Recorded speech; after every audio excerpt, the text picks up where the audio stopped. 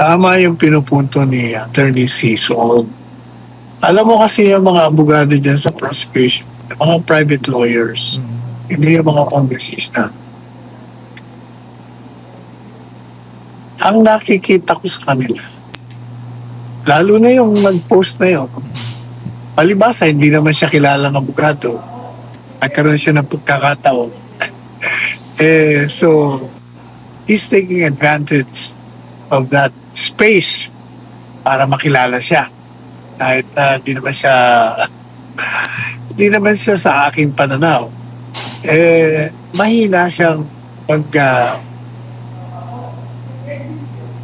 direct examination. Sa last part nangyari to Attorney Sala, pinuna ni Defense Lead Counsel Attorney Sheila Sison ang social media post na isa sa mga private prosecutor kaugnay ng usapin ng misleading questions. Para kay Sison, nakakabahala daw ito at hindi angkop ang naturang post, lalo na't isinasagawa ang impeachment trial. Alamin natin sa ulat ni Jason Rubico. Itinuturing ni Defense Lead Counsel Attorney Sheila Sison na hindi magandang asa laban sa kapwa-abogado ang naging social media post ng private prosecutor na si Attorney Amando Ligutan. Tinuligsa ni Defense Lead Counsel Attorney Sheila Sison ang social media post ni Prosecution Counsel Attorney Amando Ligutan kaugnay na naging palitan ni na Private Prosecutor Attorney Lorna Capunan at Defense Lawyer Attorney Christine Ferrer tungkol sa paggamit ng misleading questions sa cross-examination. Ayon kay Sison, hindi naaangkop ang naturang post lalo na habang isinasagawa ang impeachment trial. I find it troubling that the private prosecutor would do this in the middle of a courtroom hearing. Because as far as I'm concerned, impeachment court is also a court of decorum.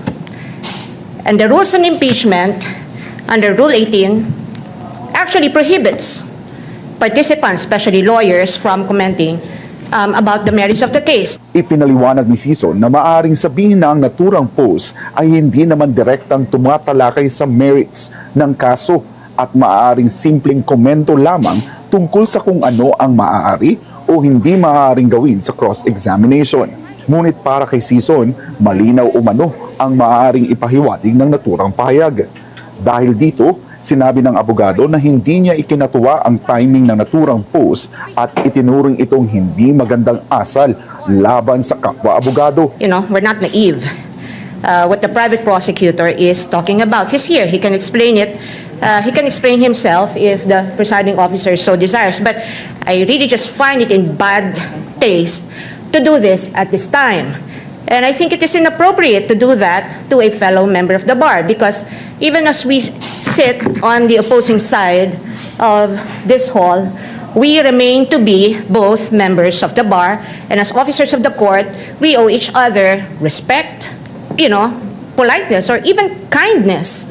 And it doesn't take one to be a lawyer to know that the first thing that our parents teach us to do is humility. Sa naturang manifestation, nilinaw ni Attorney Sison ang tinutukoy umano ni Attorney Ferrer sa naging diskusyon nila ni Attorney Capunan. Attorney Ferrer, for some reason, said they are allowed, but she was pertaining to the fact that the questions to which a yes or no answer may be answerable are allowed. She's not referring to Ms. I mean, you know, for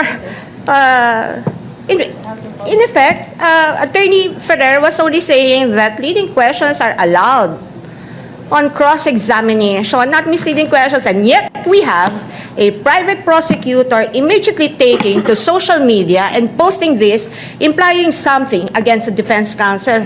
We will not have this. Samantala, humiling si Lead House Prosecutor Jervil Luistro na kilalanin ng impeachment court si Attorney Amando Ligutan upang makapagsalita kaugnay ng issue. Gayunman, hindi pinagbigyan ni Presiding Officer Senator Francis Cheese Escudero ang naturang motion. Sinabi rin ni Escudero na inatasan na niya ang Clerk of Court na bantayan ang mapampublikong pahayag ng mga abogado ng magkabilang panig. Ayon sa presiding officer, may isang panig umano na ilang ulit nang lumalagpas sa itinakdang hangganan. One side has been crossing the line many times, and in fact, the presiding officer has already is already in the process of drafting a ruling and a warning and an order pertaining to this. Ayon kay Escudero, maglalabas siya ng desisyon sa susunod na paglilitis.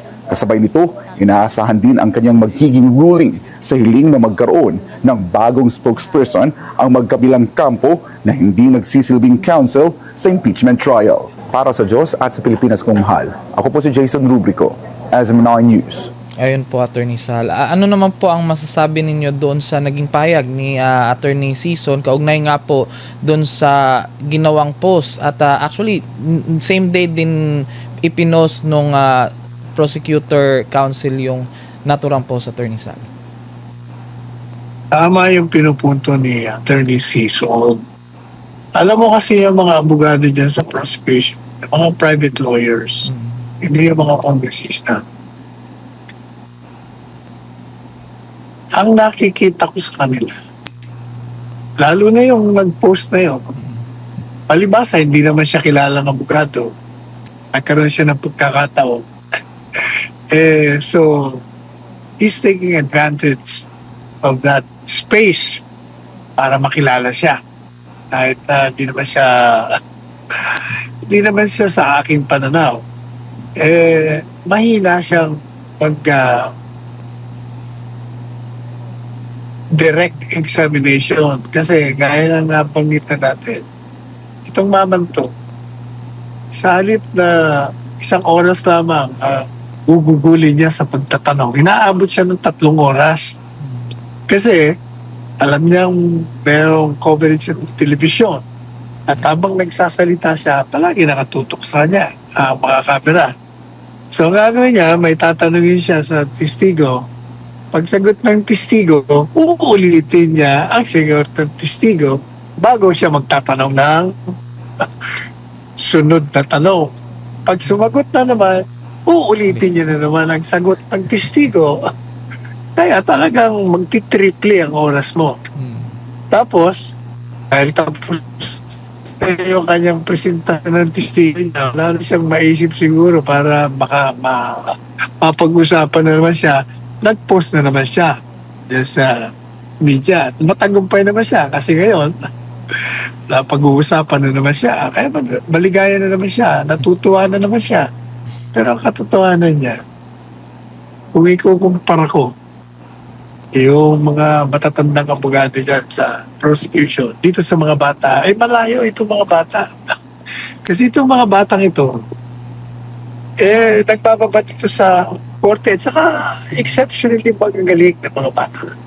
Ito namang mga nasa kabila, parang average lang. At saka makikita mo sa kanilang mga estilo na nagdadagdag na mga hindi dapat idagdag na mga salita, nagpupropaganda, hindi sa pamamagitan ng hukuman, tapos nag-object kahit hindi naman kailangan mag-object at ini-istorbo, ginugulo at dinidiktahan pa ang batang abogado. Meron pa siyang mga pag hindi ka mapagpigil, papaluin kita. Mga ganun, alam po niyo, pag ganyan ang mga estilo mo, ibig sabihin, wala kang kaso. Wala kang maipakita. Kaya puro kabalbalan na lang ang ginagawa mo. Kaya tama yung sinabi ko. Pati yung mga nanonood, bumagsak na. Diyan nga mismo sa hukuman Mangila, tinan mo yung PIP gallery kung saan ako every now and then ako po. Wala nang tao. Yes. Pati mismo yung mga nasa kaliwa. Na puro kongresista yun, punong-puno yun. Kahapon, dalawa na lang nandun. Nawala pa. Tapos sa kanan, wala rin kami doon. Nandun kami sa... wala na bakante Bakante na nga. Pinag-i-strictuhan pa nilang payagang manood yung mga gustong manood. Pinagmamaramot pa yung mga upuan na bakante.